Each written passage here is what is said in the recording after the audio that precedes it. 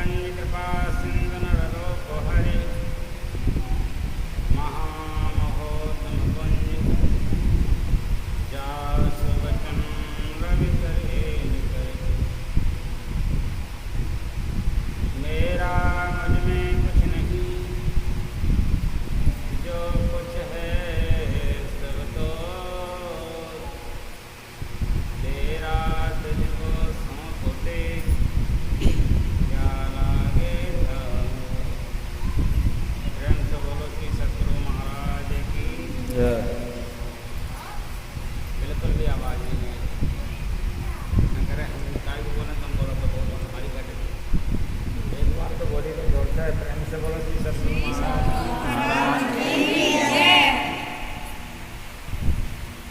जगतम खूब बड़ा भयंकर तनविज घोर अंधारी तामे जीव सहे नाना दुख सुध निज घर की विसारी।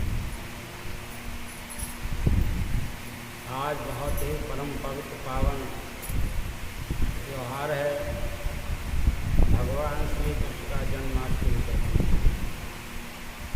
हमारे मंदिर का प्राण प्रतिष्ठा भी आज ही हुआ 19 अगस्त में। हमारे गुरु महाराज पना महाराज प्रातः स्मरणीय सदगुरु महर्षि नहीं परमहंस महाराज ने कहा जगतम खूब बड़ा ही भयंकर। ये संसार क्या है? जैसे कोई बहुत बड़ा कुआं हो और उस कुएं के अंदर अंधकार हो और उस अंधकार में कोई गिर जाए तो उससे संसार का कुछ दिखलाई देगा। इसी तरह से हम लोग आकर के संसार में गिर गए। पूरब को चलो चलते चलते जीवन निकल जाएगा, पूरब की दशा खत्म होने वाली नहीं। चाहे हवाई जहाज से चलो, चाहे साइकिल से चलो, चाहे मोटरसाइकिल से। पश्चिम को चलो, पश्चिम की दिशा कभी खत्म होने वाली नहीं। उत्तर को चलो, उत्तर की दिशा कभी खत्म होने वाली नहीं। दक्षिण को चलो, दक्षिण की दशा कभी भी खत्म होने वाली नहीं। जीवन खत्म हो गया चलते चलते। तो कितने बड़े भयंकर कूप में हम लोग पड़े हुए हैं जिस दिशा को कभी हम निर्धारित कर ही नहीं सकते अपने जीवन। किसी भी दिशा, आसमान को चलो चलते चले जाओ, कहाँ तक जाओ। पाताल को पढ़ते हुए चले जाओ, किसी भी पानी की थाप निकालते हुए चले जाओ, कहाँ तक जाओ। जीवन का अंत हो जाएगा लेकिन कोई भी दिशा खत्म होने वाली। ये सब दिशाओं को सिद्ध करने के लिए भगवान श्री कृष्ण ने जन्माष्टमी वाले दिन जन्म लिया था। कहाँ पर? जेल में। लेकिन उनके जन्म लेने से पहले देवताओं ने उनकी स्तुति की। देवताओं ने कहा था सत्यव्रतम, हे परमपिता परमात्मा आप सत्य हो, आपका संकल्प सत्य है। सत्य परम, आप परम सत्य हैं। त्रिसत्यम, तीनों कालों में आप सत्य हैं। सत्य योनिम निहितम च सत्य, आप हर अवस्था में सत्य हैं।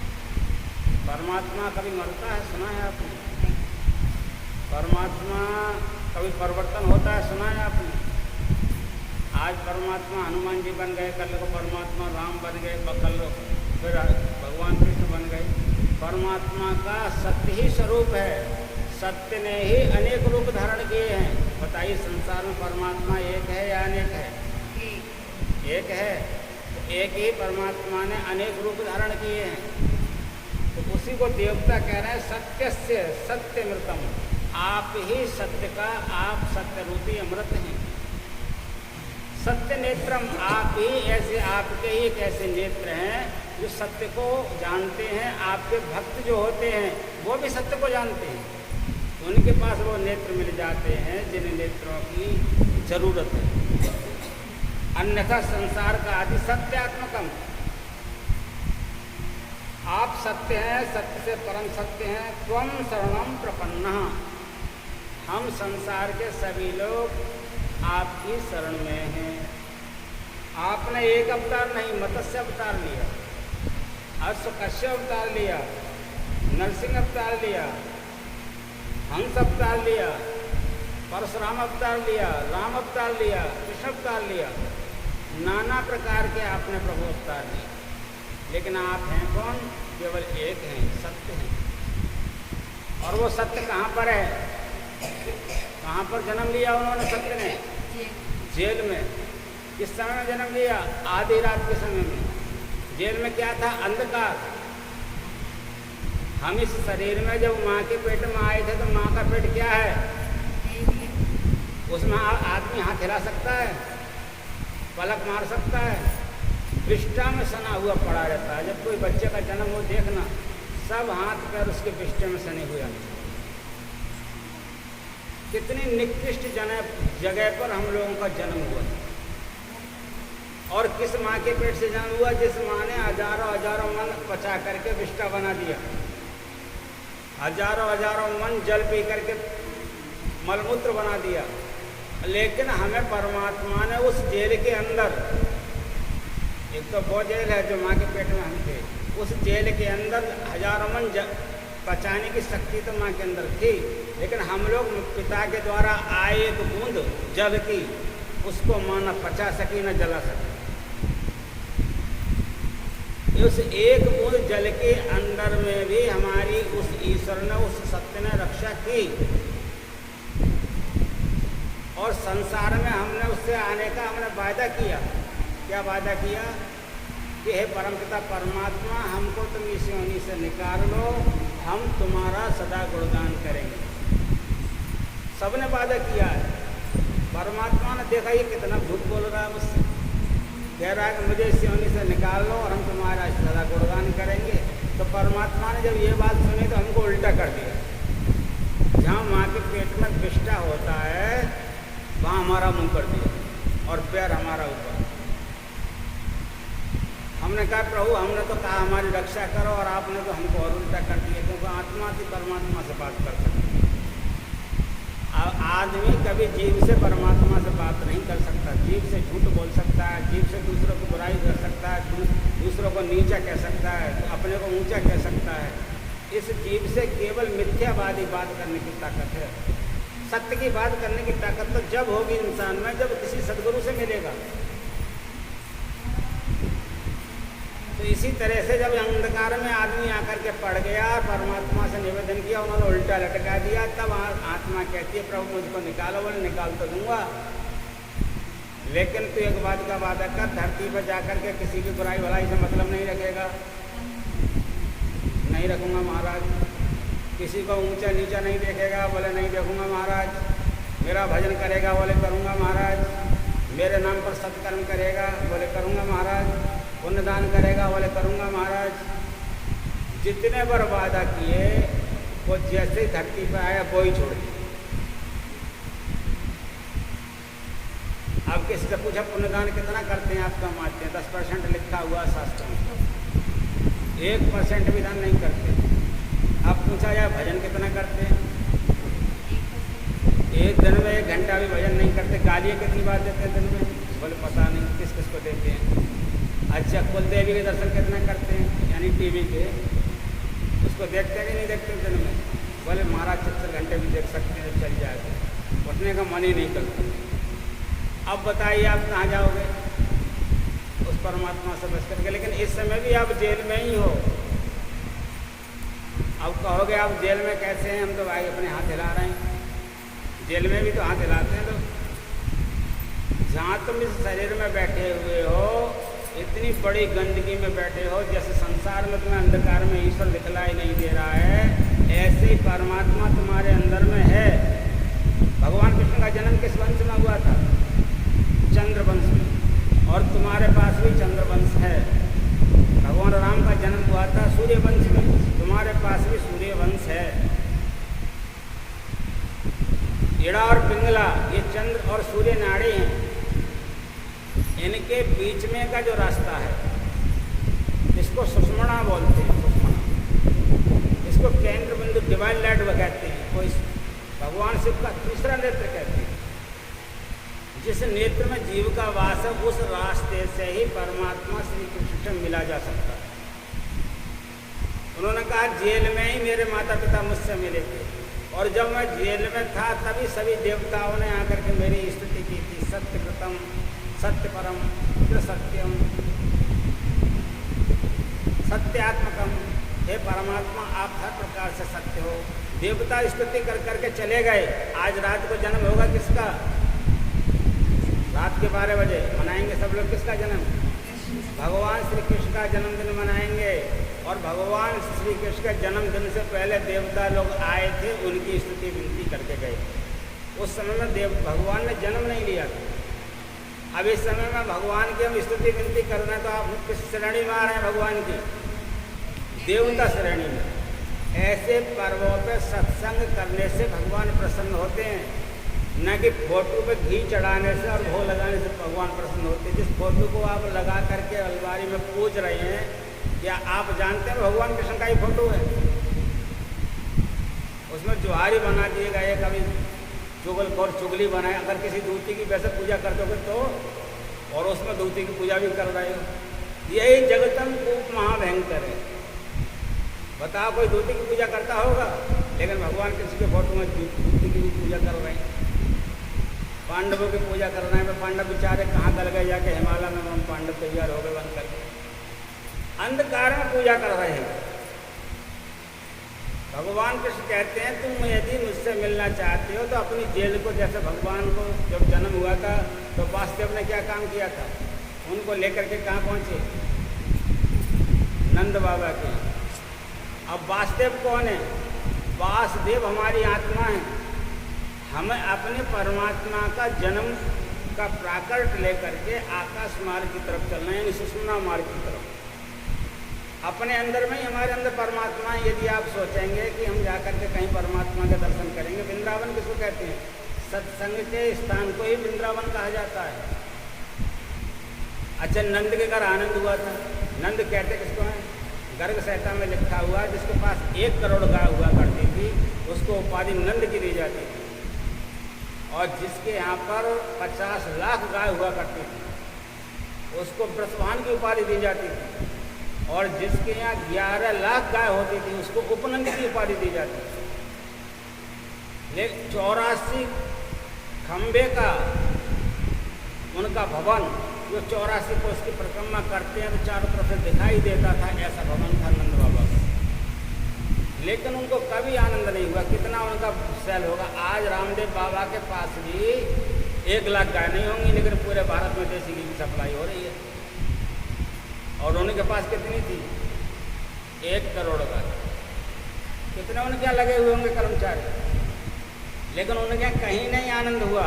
जब भगवान कृष्ण का प्राकट हुआ तब आनंद हुआ। तब कहा नंदगर आनंद भयो। नंदगर आनंद कब भयो? जब भगवान का प्राकट हो गया। तुम जीवन में हलवा खा लो, आनंद नहीं होगा। पूड़ी खा लो, आनंद नहीं होगा। सोन पापड़ी खा लो, आनंद नहीं होगा। अच्छे से अच्छे 5000 के गद्दे पर सो, आनंद नहीं होगा। कोई ना कोई कलेश लगी रहेगी। और जब तुम्हारे अंदर भगवान का प्राकट हो जाएगा, भगवान के भजन का भाव लग जाएगा, तो हर घड़ी आनंद। ऐसी कोई घड़ी नहीं होगी किसी भी अवस्था में आप पड़े होंगे जो आनंद नहीं। ऐसी कोई श्वास नहीं होगी जो जिसमें आनंद नहीं होगा। तो भगवान कृष्ण कह रहे हैं यदि मुझको तुम प्राप्त करना चाहते हो तो अपनी जेल से बाहर आओ। नंद के आनंद घर का पहुँच भगवान जेल से निकल करके मथुरा से वृंदावन पहुँचे। वृंदावन का मतलब है सत्संग में आना। वृंदावन कहते हैं सत्संग हॉल के लिए, सत्संग स्थान के लिए, सत्संग पांडाल के लिए, भागवत पांडाल के लिए। जब आप घर से निकल करके पांडाल में आ जाएंगे और भगवान की कथाओं का श्रवण करके अपने अंदर में जब भजन करेंगे, तब सत्य व्रतम, उस सत्य के व्रत का तुम्हें संकल्पित होकर के पता लग जाएगा कि परमात्मा का, उस परमात्मा की जानकारी तुमको पता मिल जाएगी। उसका जन्म प्राकट हो जाएगा तुम्हारे अंदर। आप 80 साल के हो जाओ, भगवान का जन्म नहीं होगा। जो जन्म हम मना रहे हैं, कब का मना रहे हैं? 5500 वर्ष तो कलयुग को आए हुए हो गए। द्वापर में भगवान का जन्म हुआ है। आज कलयुग में क्यों मना रहे हैं? क्योंकि भगवान ने ये सिद्ध कर दिया था कि जिस प्रकार से मैं जेल से प्रकट होकर के तैयार हुआ हूँ, आप भी उस दिन जेल से प्रकट हो जाओगे। अभी आपने सुना था हमारे सतगुरु महर्षि ने ही पदावली से भजन गाया था, आओ वीरो मर्द बनो, अब जेल तुम्हें दजना होगा। मन नेत्र की समर भूमि पर डटकर सामना करना होगा। मन को निग्रह करना पड़ेगा। ये जेल क्या है? ये शरीर ही हमारी जेल है। इस जेल को तज करके, इसको तजने का उपाय क्या है? मरने से तजा नहीं जाता है, मरने बाद तो इसके बाद में दूसरा शरीर मिल जाता है, जिसको कहते हैं कारण शरीर, सूक्ष्म शरीर। सूक्ष्म मिलता है, इसके बाद में सूक्ष्म क्यों मिलता है? कि तुमने जो कर्म किया है उस कर्म का भोग भोगने के लिए तुम्हारे गले में फंदा डाल देता है जमराज, और 13 दिन नगर भ्रमण कराता है, जबरदस्ती खींचता है कांटों में और कीचड़ में, कहता है तूने देखो कुत्ते वाले कर्म किए साले, इस तरह से तेरी मौत हुई है, अब तुझे ये सजा मिलेंगी, तुझे कोई बचाने वाला पैदा नहीं होगा। बहुत बड़ी गालियाँ बकते हैं, जैसे पुलिस वाले गाली बकते हैं, इसी प्रकार से यमराज इतना बड़ा गाली बकता है कि उसकी गालियों को सुन सुन करके अगर वो मरने वाला आदमी जो होता है वो पागल हो जाता है, घर वालों की तरफ देखता है, आंखों से आंसू निकलने लगता है, कहता है ये मेरे लिए गाली बक रहे हैं, हमारे घर वाले कोई कुछ नहीं कह रहे हैं, लेकिन वो दिखाई उसे ही देता है, दूसरे को दिखलाई नहीं देता। उसको गाली सुनाई देती है, उसको हथकड़ी और पंजा दिखलाई देता है कि तूने ये कर्म किया, ये कर्म किया, ये कर्म किया। मरने वाले की आंखों से आंसू टपकता है, बोलती बंद हो जाती है, तो रखने लगता है, उठने बैठने लगता है, क्या करूं। और कुछ लोग तो बताते हैं जो ज़्यादा बुरा कर्म करने वाले होते हैं उनको तो 6 महीने पहले से जमराज दिखाई देने लगता है, मरने से 6 महीने पहले से भयानक सपने होने लगते हैं, कूदने लगता है सोते से। या इसी जन्म को पाने के लिए आपने मनुष्य योनि धारण किया है। भगवान कृष्ण के द्वारा जो हमको सिखलाया गया, भगवान राम के आचरण को मानो और भगवान कृष्ण के जो बताए हुए उसको ग्रहण कीजिएगा, इधर आकर के बैठ जाइएगा। भगवान कृष्ण का अनुसरण करिए, भगवान कृष्ण ने क्या कहा, हमसे क्या किया, और भगवान कृष्ण के वचन को, भगवान राम के वचन को मानो। यही मौका है, आओ वीरो, संसार में कूदो और पहचानो कि हम संसार से जाना कहाँ पर है।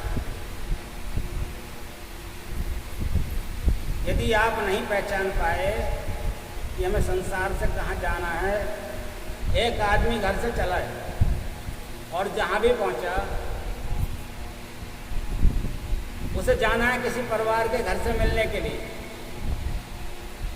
और वहाँ पहुँचता उस परिवार वाले का उसको नाम पता नहीं है जिसके यहाँ उसे जाना है, उसके घर का पता नहीं, उसके गांव का पता नहीं, और उससे मिलना उसे जरूर है। अब आप बताओ वो आदमी कैसे मिलेगा? मिलने का कोई सूरत है? आप लोगों ने ये मन में निश्चय जान लिया है कि हमें यहाँ से जाना है। हर कोई कहेगा इस बात को, आया है वो जाएगा, राजा रंगपति, कोई सिंहासन चढ़ चला, कोई बंधा जाए जल्दी। अब आप लोगों को जाना कहाँ पर है? मैंने किसी आदमी का परिचय दिया कि आदमी के यहाँ से जाना है, किसी के यहाँ जाना जरूरी है, लेकिन वो कहाँ जाना है, किसके यहाँ जाना है? हर आदमी को यहाँ से जाना है, लेकिन कहाँ जाना है? हाथ उठा करके कहेंगे कि हमें फलानी जगह जाना है? क्यों नहीं कहेंगे? क्योंकि सत्संग किया ही नहीं। अब यदि आपने सत्संग किया होता तो हाथ उठा के कह सकते थे कि हम फलानी जगह जाना है।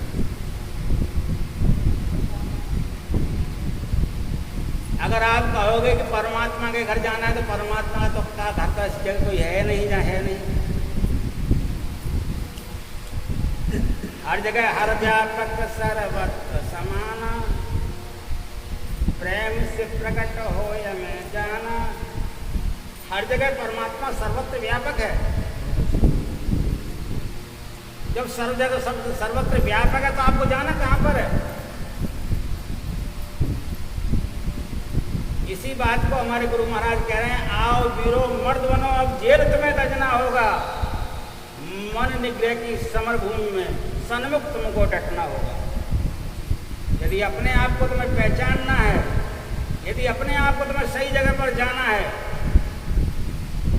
तो इस शरीर में ही तुमको पता करना होगा। जैसे विदेश में लोग जाता है तो पहले उसका पासपोर्ट बनवाता है, जब पासपोर्ट पक्का हो जाता है तब वो वहाँ उसकी चेकिंग होती है, तब पार होता है। इसी प्रकार से सदगुरु के दरबार में तुम्हारी चेकिंग होगी कि आपका पासपोर्ट पक्का हो चुका है कि नहीं,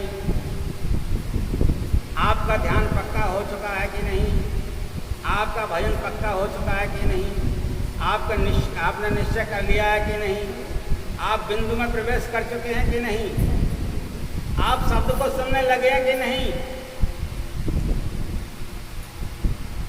जब आपका पासपोर्ट ही नहीं बना तो आप कहाँ जाओगे? बताओ कहाँ जाओगे? एक कुत्ता मरने की जो मौत होती है, एक पशु पक्षी मरने की जो मौत होती है, वही मौत हम लोगों की मानी जाएगी। क्यों मानी जाएगी? रामायण में साफ लिख कह दिया है गोस्वामी तुलसी जी ने कि पाही न जे परलोक समारा, इस शरीर को पा करके जिसने परलोक नहीं बनाया। साधन धाम मोक्ष कर द्वारा, ये शरीर साधन का धाम है, ये शरीर मोक्ष का द्वार है। अगर मोक्ष तुमने जिंदा नहीं पाया, क्या बात है, कैसी जल्दी पड़ रही है।